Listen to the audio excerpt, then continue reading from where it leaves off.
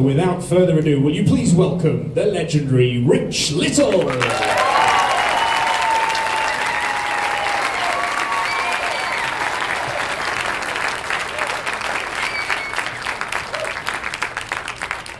Thank you, everybody. Thank you. I am delighted to be here tonight.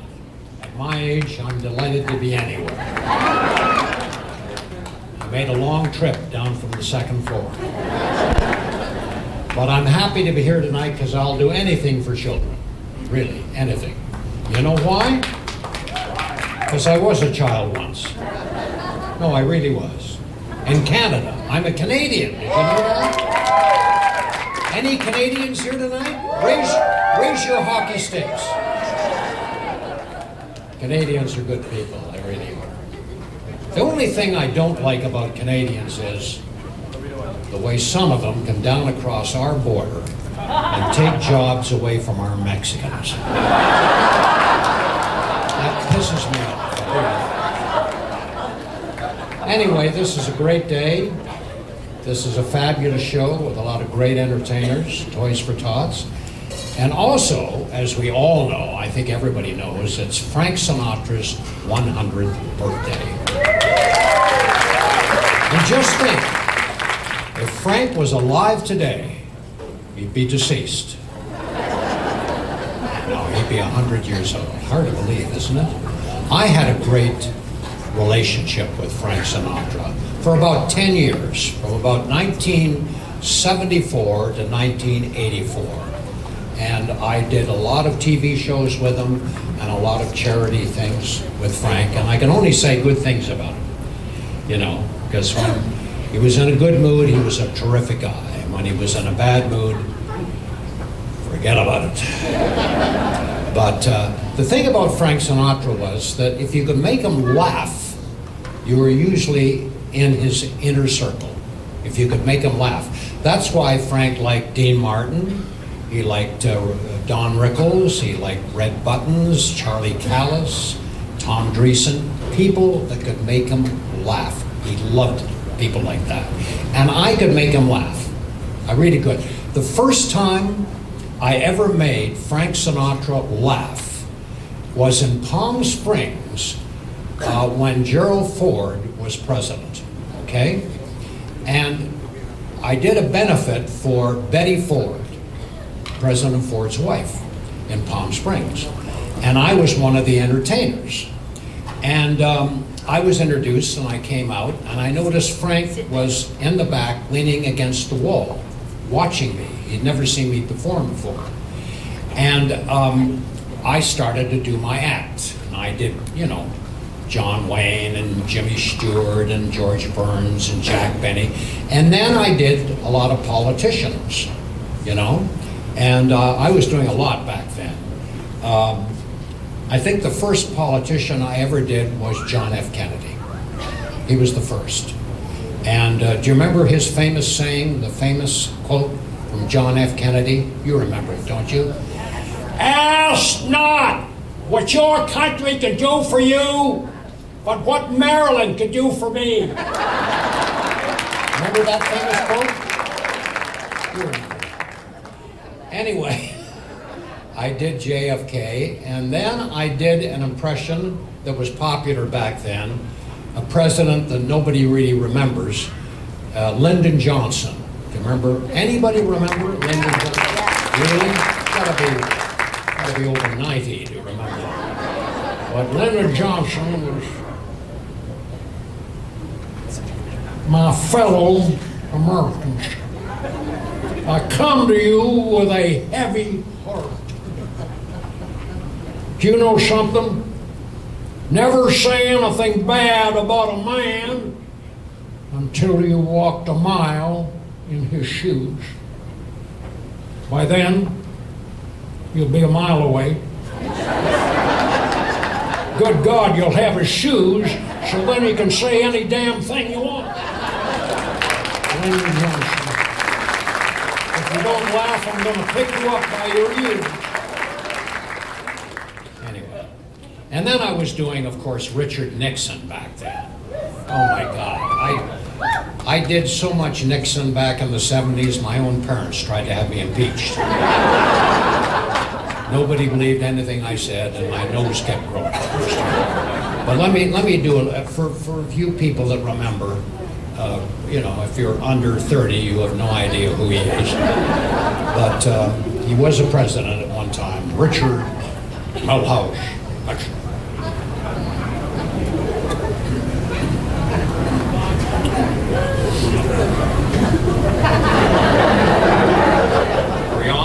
Are we on the air now?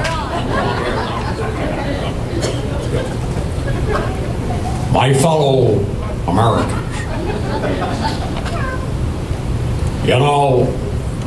never be mean, never be cruel, never be vindictive, because remember, the toes you step on today may be connected to the ass you have to kiss tomorrow.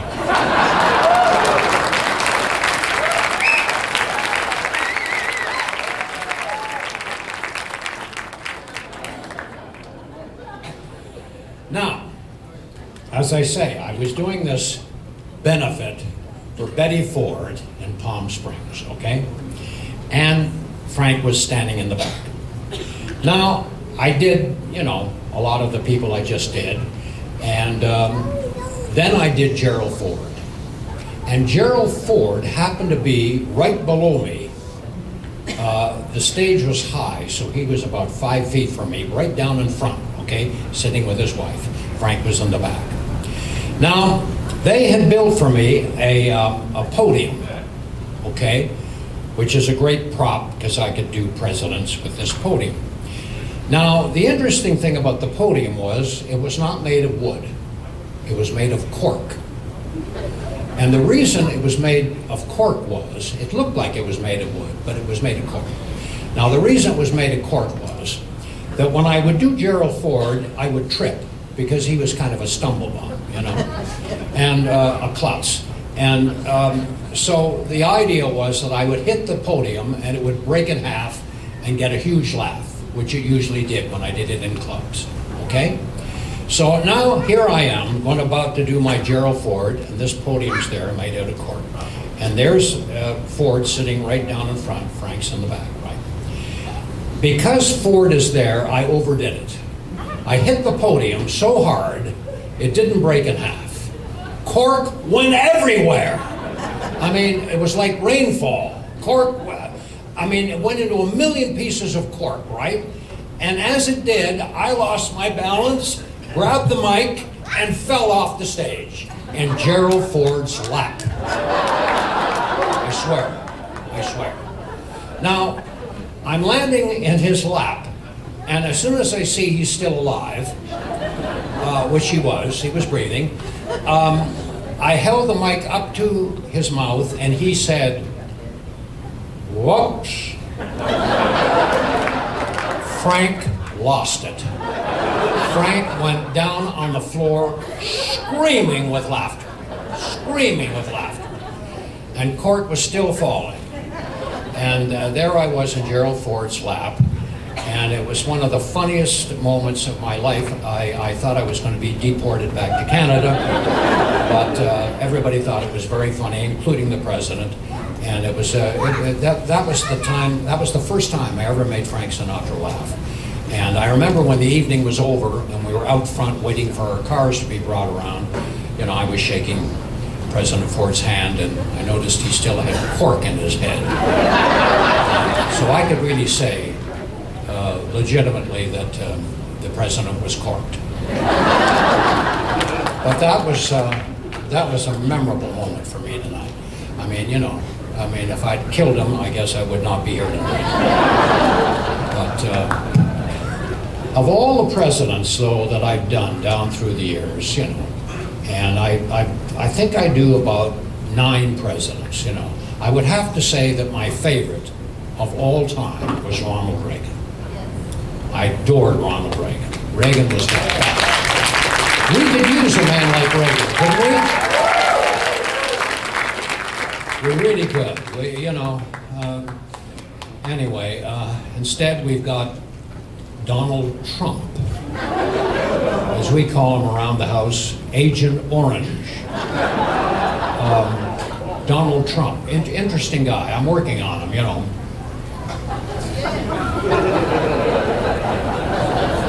Donald Trump, I don't know how, you know, God. He's a great impersonator, Donald Trump, because right now he's doing an impression of a candidate.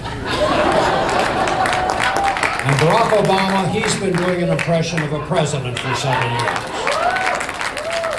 And not very good either, I must admit, you know. Anyway, poor Barack Obama, huh? Just think, when he was a kid, he wanted to be president in the worst way. Mission accomplished. But I couldn't have said that about 5 years ago, but now it's, you know, people are sort of agreeing with me, but not everybody. But anyway, my favorite president was always Ronald Reagan. And the interesting thing about Reagan is that he was very physical, you know.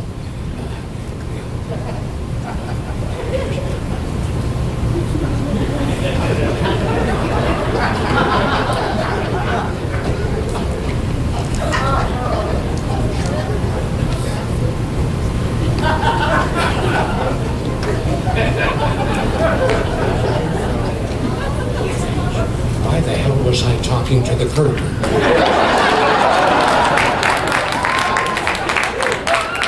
It's unbelievable. And the most unbelievable part of it was that I was getting answers. But, well,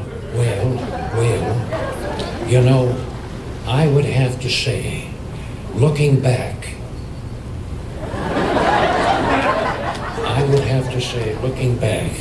that my two favorite people of all time were probably Abraham Lincoln and Thomas Jefferson, and my third favorite person of all time was Richard Stantz.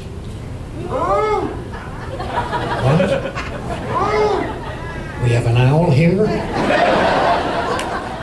Richard Stantz. I've never heard of Richard Stantz. Well, then I'll enlighten you. I pledge allegiance to the flag of the United States and to the Republic for Richard Stantz. Thank you. God bless you all. Thank you.